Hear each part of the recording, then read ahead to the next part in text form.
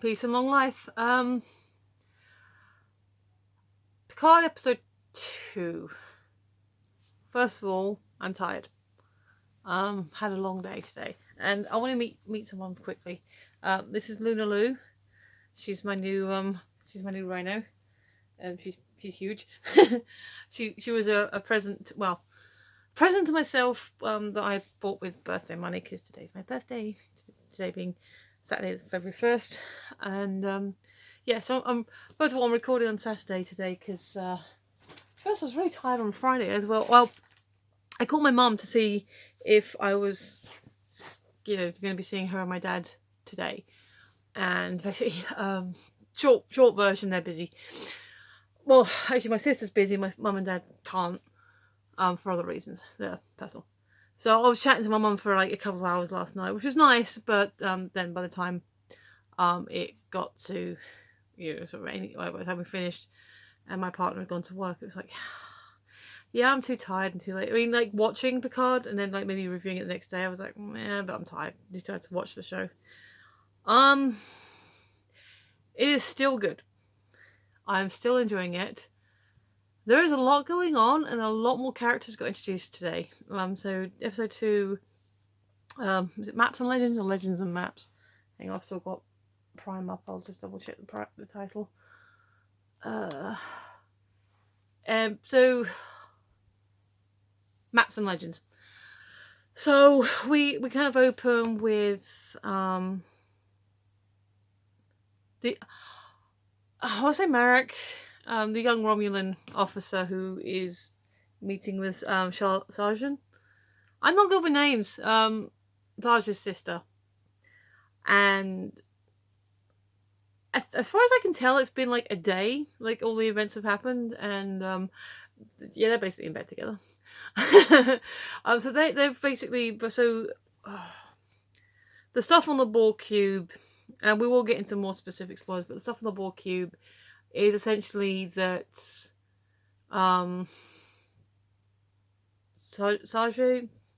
the twin, is a doctor. We see her. She has a really sweet moment with this new person who's on board, who's finally allowed to be on board. It's like her first day, and I think someone's mentioned that she was a Trill because the wrong Romulan was like, oh, yes, pleasure to meet you. Been looking forward to you and your work, having you on board and all this stuff. So I think she was a Trill. So that's kind of cool. So there was like a sweet moment, which kind of worked because they have to get ready. They're wearing all these like red jumpsuit things. They have to wear these certain badges, which I guess the best way to describe it is like the one moment please. Sorry, my partner just came through. I didn't know if he was going to stop.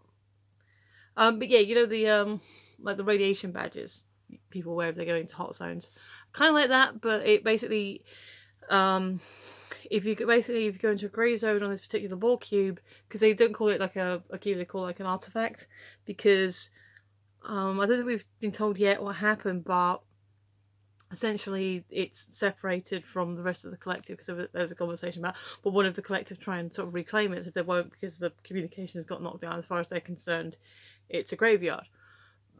So going into the grey zone is essentially where non-active Borg are. Basically, there are still Borg drones on this ship, and part of the twins. I will get better. I'm gonna have to write these names down. But one of her main job is to supervise the reclamation of the beings that they were before they were Borg. So we do see an operation where they are removing implants from a species that's the one of the Romulans calls nameless, and she's like, don't call them that. Like they have names, we just don't know what it is. And she's like, well, the Romulan doctor's like, well, nameless is a name, the title. So yeah, so they're trying to remove the implants and trying to help bring back to health the beings that were Borgified. Which is, I guess, is a noble cause, although they don't know who or where they're from. I'm not sure if they're going to repatriate them. But I guess that's a problem for their future. There is a moment when, after establishing they don't know the being's race, that they, because they are in an operating theatre, you hear the heartbeat monitor. And at one point, starts getting really fast, like the dude's anxious or something. Because as far as I can tell, he's unconscious, because you don't want to wake him up while he's in that state. They've just removed his arm extension. They've just taken off his eye thing. There's still like sort of icky blood. Like, it's still kind of wet. You don't want to wake someone up while they're in that state. But she, after having established that we don't know who this race are, she then says to them, don't worry, you're safe. Or words to that effect. Don't worry, you're fine, you're safe. In his language, which now we know that she's an android, and it comes to light later on that the young Romulan knows that she's an android, because there's a whole lot of conspiracy going on. So yeah, there's all that happening, and there's more conspiracy, but I'll get into the more specific. Oh, careful. My sister got me some flowers, and I'm just making sure I don't knock them over the laptop. There we go. So we will be waving this at some point, but we're kind of general stuff at the moment. So that's kind of all going on. There is a scene at the beginning where Picard is talking to his Romulan friends. Laris and Bichon? Laris is the woman who I didn't pick up on originally, but is played by an Irish lady. And so she's very Irish. So yeah, basically you've got this Romulan woman who, again, I'm still not sure her relationship with Picard, how they became friends. But she's a Romulan Irish mama, basically, so that's fun. But they are telling Picard about so they mentioned the Tal Shiar as a possibility for who these Romulan assassins are, but even the Tal Shiar won't do operations on Earth. So they said there's like a layer below the Tal Shiar, like basically, the Tal Shiar's bogeyman, which is the Vash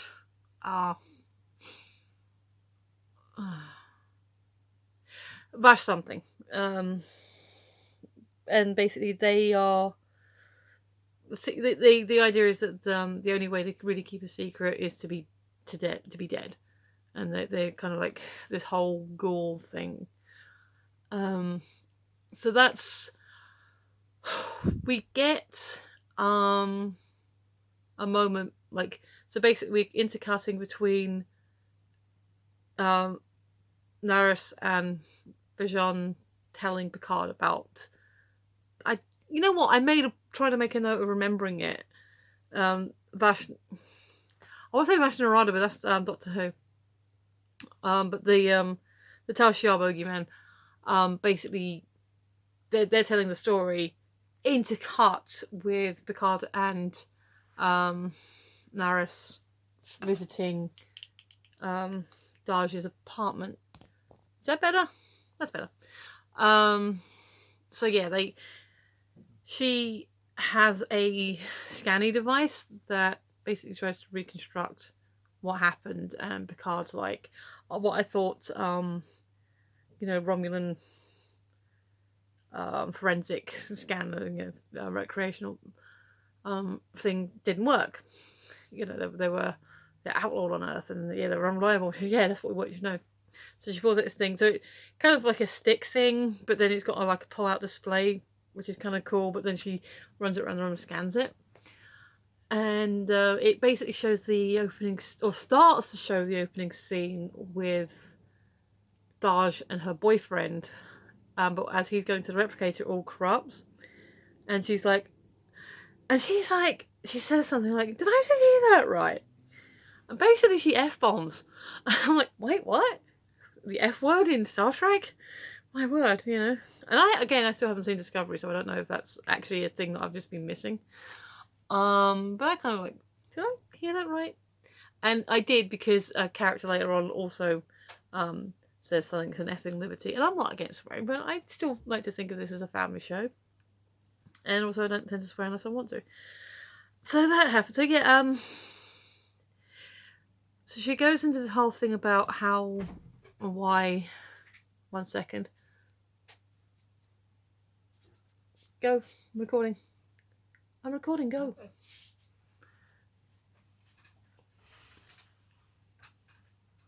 Sorry. She goes on about how why the Romulans don't have any kind of AI research or anything. It's like, you know, all their computers are based on numbers. You know, it's just about the numbers for them. And yeah, they just like they don't have any kind of, they don't trust, deeply don't trust synthetics and AIs. And this is kind of what the Vashar are. I wonder if I can actually get. Won't give me a further explanation. It's one of those things on this thing where it's like, here's the blurb, but you know, we're not gonna let you read the rest of the blurb. Very bizarre.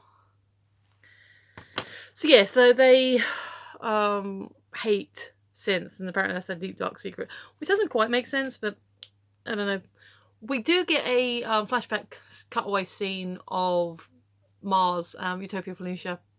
It's 14 years ago. It's 14 years prior to the events of Picard, and it's, you know, it's Cochrane Day. It's like your first contact day, and we get this skeleton crew basically lamenting the fact, because you do hear announcements saying, oh, you know, you can take this time and do this and like have a moment, and like these crew of people were like, oh, why is it everyone else gets you know, gets the day off and we don't? So, well, you know, someone's got to be a skeleton crew. And there's a scene where they have like the shift supervisor activates a troop of androids, and he goes, come on then, plastic people. Now, I have a bit of a problem with that, because if you've seen Measure of a Man, which I highly recommend, it's an amazing episode, it's also, I mean, Measure of a Man has to come back into this, because Maddox has been mentioned. In fact, Bruce Maddox kind of is part of Picard's motivation to want to get off world. But within that, Jag Officer Lavoie set, I don't know, it's like, if it was a precedent, if it actually became a law or a rule, you know, but she had a ruling that basically said that Data has the right to explore his humanity and whether or not he has a soul. And I kind of presumed, maybe somewhat naively, but I somewhat presumed that would carry on down, that once that precedent had been set, that it would apply to all synthetic life forms. But maybe it's the idea that, well, if Starfleet built them, then, you know. But that was Guinan's point and Picard's winning argument.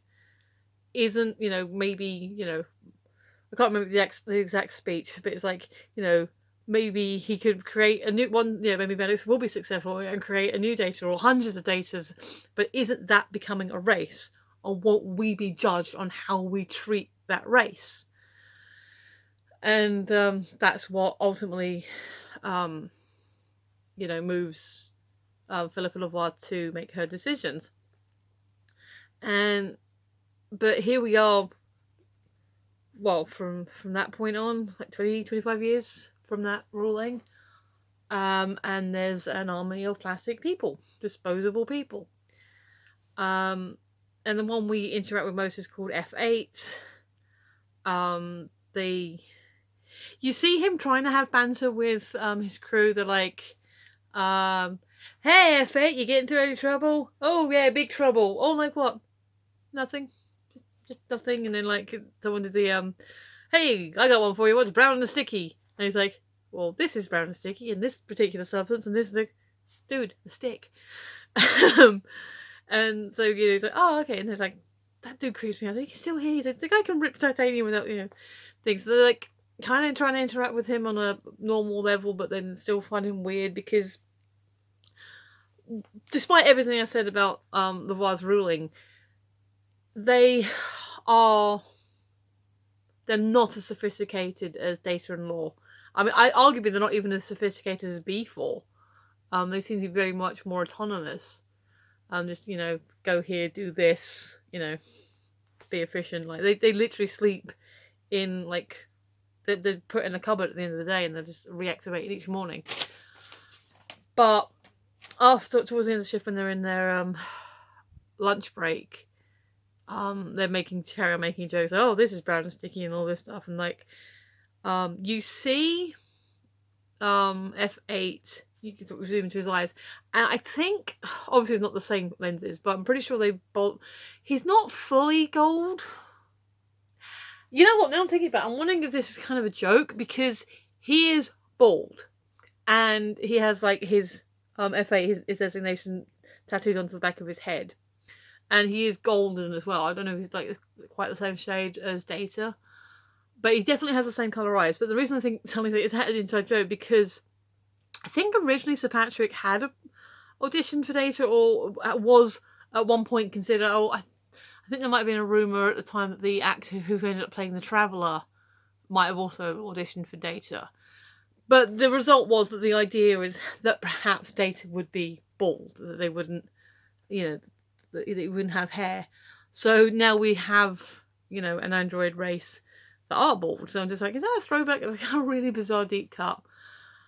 So the reason we focus on his eyes is because we don't know where it's coming from, why or how, but someone has corrupted his program. He goes to the control wall, basically the control panel on the walls, and he's basically manipulating. He's doing all kinds of stuff with it.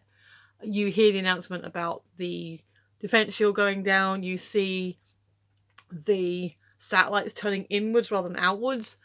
And we have various cutaways of the planet being attacked and Mars being attacked by, at this point, persons unknown. I mean, these are ships that were already in orbit.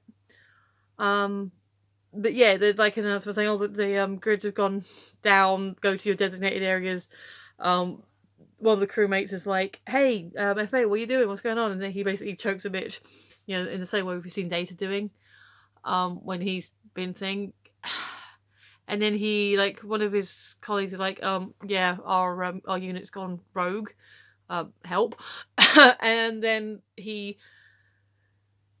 security did come in. I mean, they're trying to be like very, we're keeping our hands away. We're not acting aggressively.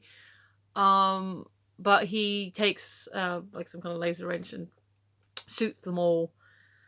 And then this is the thing I found quite interesting.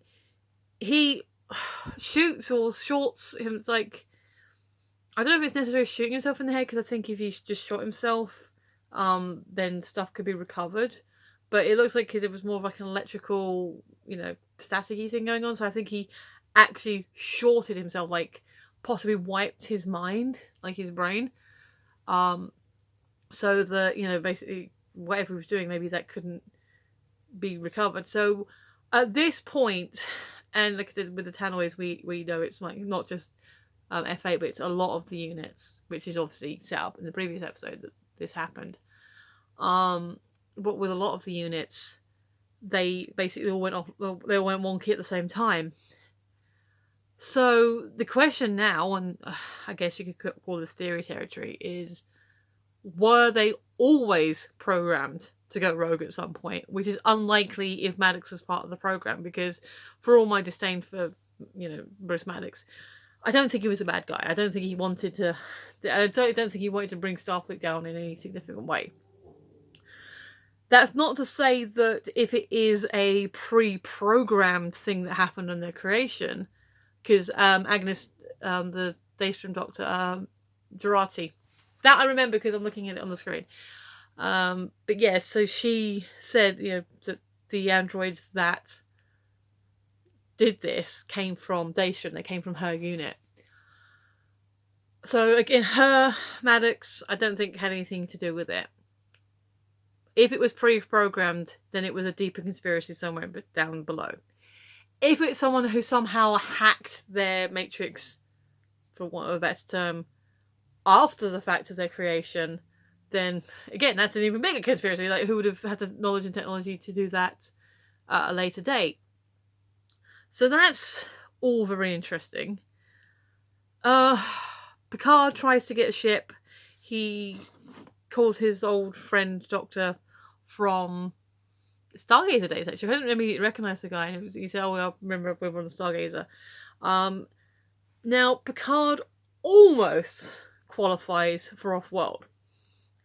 I should say that the reason he wants to get off-world at the moment because partly because he wants to look for Maddox, and partly because when he and Laris were investigating the apartment, they realised that the twin was off-planet. Which is a really weird moment. And like, how could they do a lot of stuff with the computers, like a lot of deep hacking thing. They Picard looks surprised that the sister would be off-world, but like, this is, you've been to the stars. That was a weird, to me, that just read as really weird reaction. But maybe it's just me reading into it too much. There was a fine line, a later point when Dr. Jurati comes back in and she's looking at Asimov, like Picard has an Asimov book, and he says, never really got into sci-fi, I just didn't get it. And I was like, because, certainly for Asimov's time, but again later on, the world that Picard lives in is science fiction. Like, from our point of view, it is science fiction, but for him, like, especially if he's reading something as old as Isaac Asimov, it would be like that we've already done all that or not done that yet. We're in the future. We're in the future that is predicted or not predicted. So I just thought that was kind of a cute line. I don't know, I lost my thought.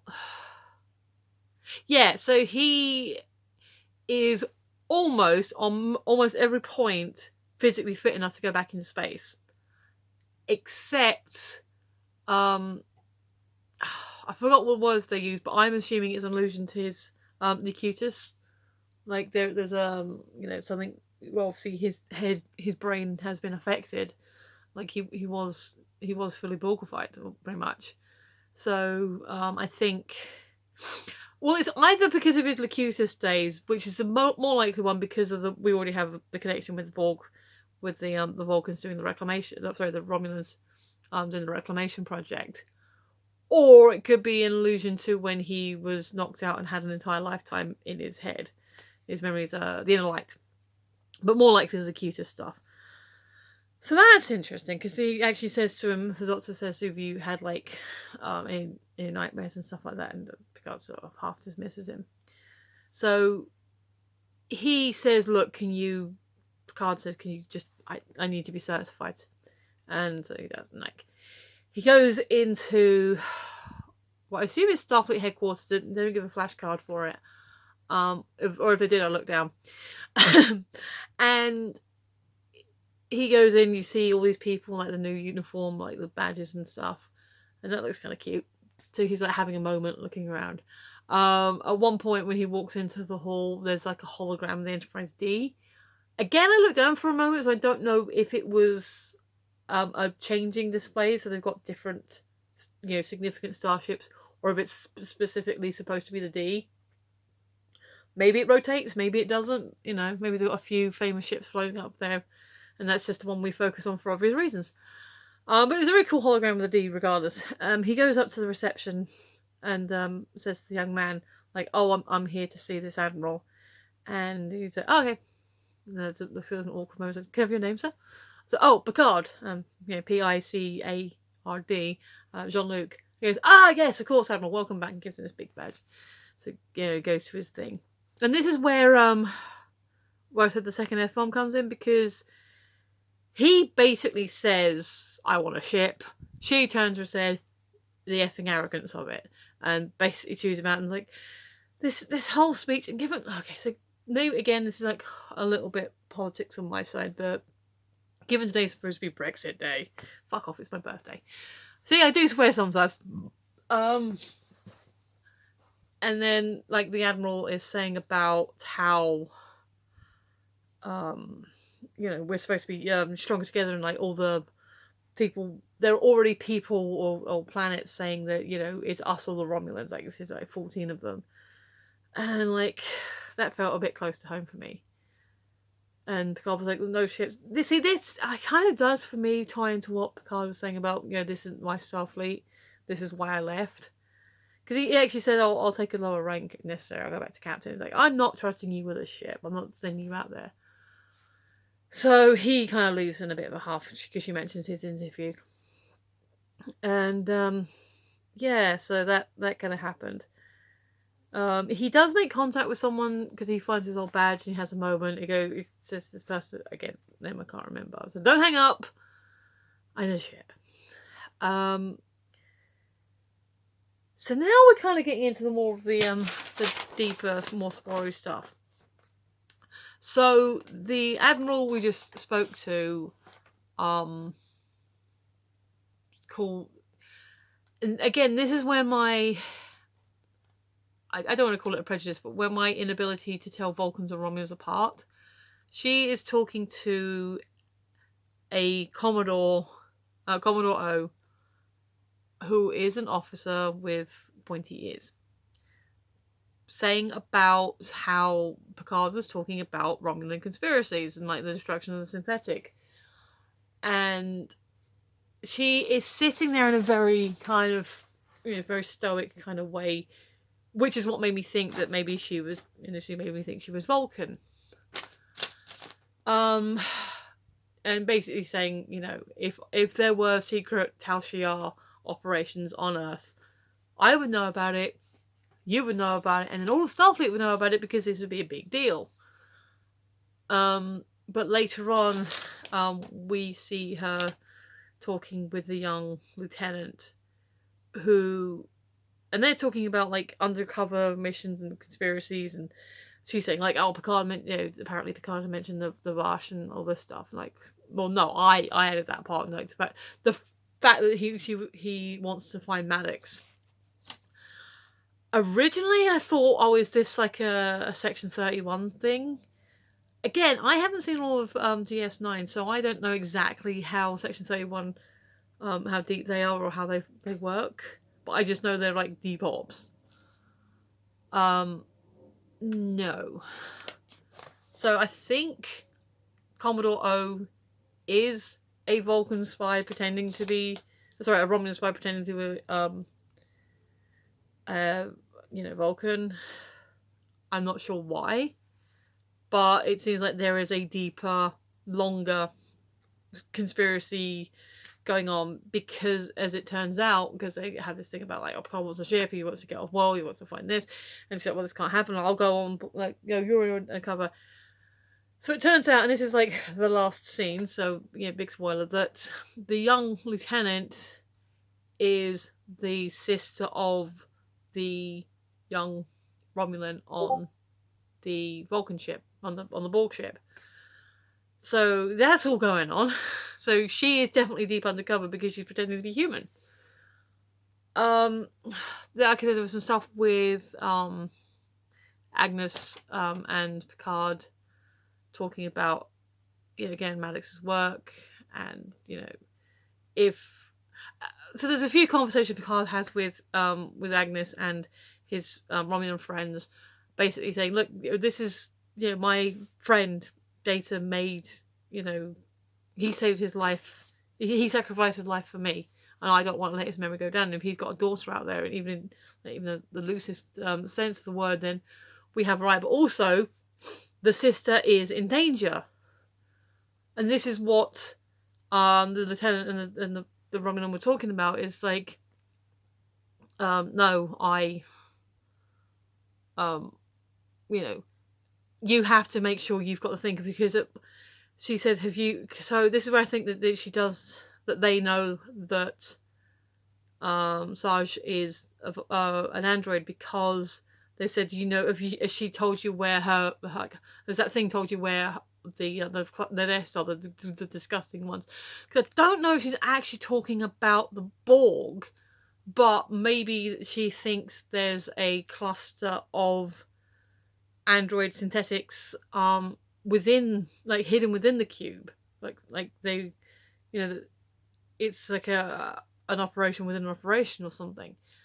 It's very weird, and I'm very tired, and I don't know what's going on. but it is good. I am enjoying it, and I'm like, alright. I'm doing these reviews literally after having watched it first time. So that's why I'm forgetting stuff and forgetting names, and like I said, one of these days I might want to do one of these when I'm awake. That'll be a concept. But what I may do, I'll watch it week by week. I will watch the final episode. I'll come and talk to you all about it and share my thoughts and my final sort of wrap up for my ideas. Probably give it a couple of weeks and then have a marathon. I don't know how many episodes it's supposed to be, so maybe over a couple of days. I will rewatch all of them. I'm not saying that after that I will necessarily do a final other conclusion video, but just for my own self, just to like watch it all in context with each other, because like I said, there's a lot going on. There's a lot of conspiracies and some deep laws, and I mean, there's like a whole load of videos like, oh, this many Easter eggs you missed, and this many Easter. I don't care. I'm just here for the story and the characters. So yeah, Picard isn't off-world yet. He's hopefully getting into. Oh, there was a scene where he meets up with a woman who I don't immediately recognise in kind of out in the middle of nowhere. She's got this trailer, and she sort of points a weapon at him. So there's nothing that it's like, you better call that cab back to take you away, because there's nothing you can say to me that will make me want to let you in. And he's turned to walk away, and then as he's doing it, says there are Romulan agents operating on Earth, like secretly operating on Earth. And she's like puts her weapon down, so because he's got a bottle with him. So is that the 86? Yeah. So they go in and have some wine. So yeah, there's a lot going on. Picard's friends don't want him to go off on his own. Obviously, they want him to be safe. So I guess this is where this young woman comes in. Yeah, it's good. I'm enjoying it. I am looking forward to the rest of it. I really want to know where it's going. And if my brain was less fuzzy, I'd probably have more profound things to say about it right now. Still don't have any theories or sort of any clues. Yeah. Like I said, I think if nothing else, Measure of a Man, any Borg episode, any Romulan episode, but especially ones involving the Tal Shiar, I guess probably a lot of like half of DS9 with the Section 31, but I don't know if that's actually going to be them.